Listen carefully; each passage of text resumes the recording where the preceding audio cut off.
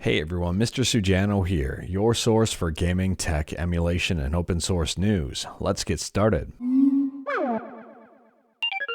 Alright, we'll kick things off talking about Windows emulation on Android with Winlator, and we've talked about Winlator quite a bit recently, and today I've got some good news for you. It didn't take long at all. Winlator 2.0 has been re-released. I'll drop a link to it in the description below and feel free to check it out. We've got almost the exact same changelog. It's a little bit different.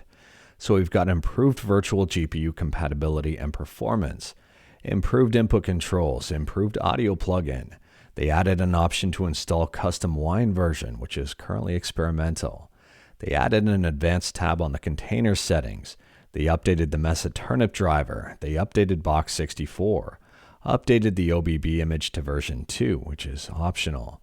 And this one is brand new here, added more DX wrappers and other bug fixes and improvements. And interestingly enough, Winlator has Dry 3, which stands for Subscribe to Mr. Sujano, or Direct Rendering Infrastructure, depending on how you want to interpret that, although it is experimental. On a quick side note here, I ran this new version of Winlator through VirusTotal, and only one security vendor marked it as malicious.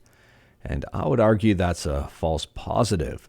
All of the other security vendors here, including some big ones like Avast, Bitdefender, AVG, and Kaspersky, and more, said Winlator is okay. And speaking about okay, next up we're talking about PSP emulation with PPSSPP. And PPSSPP has just released version 1.16.6. Now, when I took a look at the changelog, unless I missed something, nothing really jumped out at me. Since 1.16.5, there's been a bunch of bug fixes and minor optimizations. And speaking about optimizations, next up we're talking about Nintendo 3DS emulation on Android with Citra MMJ, a performance-based fork of Citra. And Citra MMJ just got a brand new update. So according to this changelog in Google Translate, we've got Citra updates to fix screen flickering issue in previous version. And Citra update fixes some post-processing effect failure issues and fixes microphone support. Moving on, and we're talking about Xbox emulation with Xemu, or Xemu, and Xemu got a couple of brand new updates today.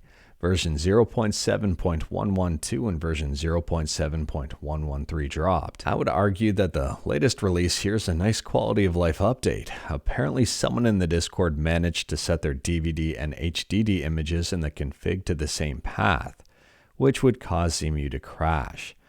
And now Xemu will fail gracefully and refuse to load the DVD image, presenting an error message to the user. On top of that, there was a fix here to correct the snapshot activation action. Previously, it would load instead of save, and now that's been fixed. Moving on, and we're talking about MK1 on the Switch, and it finally got its overdue patch.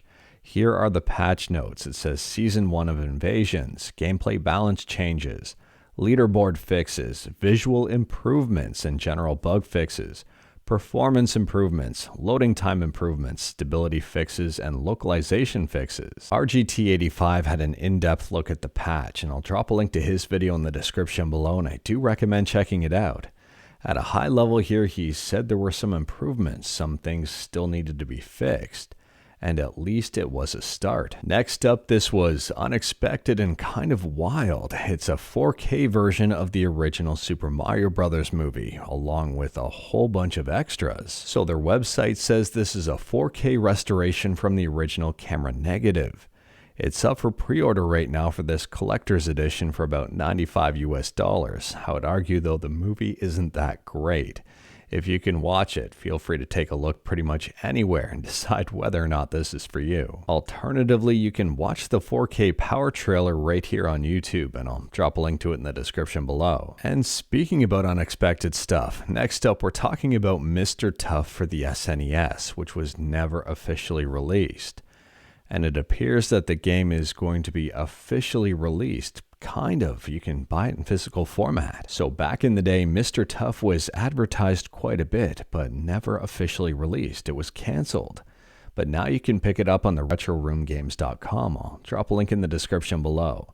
You can pick it up in complete in-box form for NTSC or PAL for $49.99. You can pick up the cart only for $30. or you can digitally download the ROM for 15. Now, I would argue that 15 bucks for a pretty unique game and a legal ROM download is well worth it. I love the fact that the Retro Room Games is allowing just for the ROM download. Next up here, we're quickly talking about the newly announced PS5 Slim, and we talked about this one yesterday.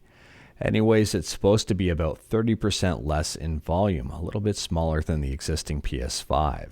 And here is a mock-up, which I think is pretty accurate.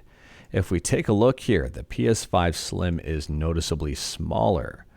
But in terms of performance, there really isn't a difference. Anyways, here, let me know your thoughts about the PS5 Slim in the comments below. Is the size alone enough to make you want to buy one? Are you attracted to that $30 vertical stand? Moving on, and we're talking about Linux, and today Ubuntu 23.10 Mantic Minotaur dropped. This one features GNOME 45, Linux kernel 6.5, and Mesa 23.2.1. It's not the LTS version though. This comes with 9 months of security and maintenance updates until July 2024. It sets the stage for the next LTS version. And it does feature an improved Ubuntu App Center. Now, if GNOME 45 is not your thing, I don't necessarily blame you, and it's also available in a whole bunch of other flavors like KDE, XFCE, and more. Next up, we're quickly talking about fantasy action RPG Lords of the Fallen, which hasn't released just yet, but it's going to be releasing in a couple of days here. And they confirm that this will not have Denuvo. If you don't believe me, here's their tweet. We are pleased to confirm that Lords of the Fallen does not and will never feature Denuvo. So let me know in the comments below if Lords of the Fallen is on your radar or if it's not. And speaking about on your radar, next up here we're talking about Ocarina of Time in Unreal Engine. I'll drop a link to this YouTube video in the description below, and I do recommend checking it out. If you are curious about this one, playable in this demo is Kakariko Village, Death Mountain Trail, and Goron City. And all of the links can be found in the description on that YouTube video. On top of that, Kryzen has created some other areas of the game that are playable. You might want to check out their YouTube channel. And last up here, we're talking about Valve and Steam and hacking. Apparently some developer accounts were hacked and used to distribute malware on some of their games on Steam. One developer says all of their accounts were hacked by a token grabber malware. Unfortunately, two-factor authentication is useless if the token is still active. They just used their dev account to release the game a few hours before the hack. Now, as far as I know, one of the games that was affected was Nanowar Cells vs. Virus, which has an unfortunate title due to the situation. Anyways, this game has since been fixed and should be a-okay. So as for people who were affected, Valve told PC Gamer that fewer than 1,000 Steam accounts were affected because of the malware, which could be 99. Anyways, here Valve is taking some steps to try to prevent this moving forward. But anyways, that is all I've got for you in this one. Straight to the point, all stuff and no fluff. I talked about a bunch today. Let me know your thoughts about absolutely any of it in the comments below. If you like this video, leave a like. If you didn't like this video, leave a like. Hit that subscribe button, check out my other videos. Don't tempt fate, save your state.